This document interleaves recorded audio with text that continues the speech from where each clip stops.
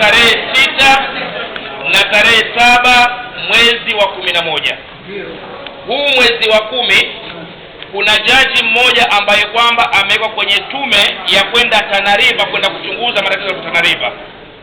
Kwa hiyo huu mwezi wa 10 umeondolewa ili ipatikane ile nafasi ya yule jaji kufanya uchunguzi wake kwenye ile tume.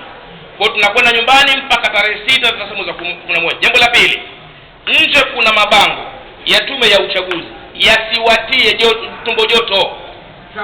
Yasiwatie tumbo joto.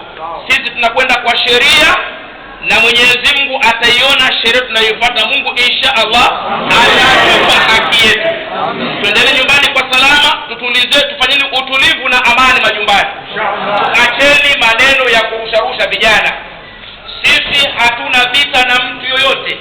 Sisi tunakwenda kwa amani, tunakwenda kwa sheria. Mwenye kuleta tunajua tufanyiwa sababu tutokozwe ili tuvunje sheria. Lakini naambia kwamba msijaribu kutiwa ufunguo ili mkarepuke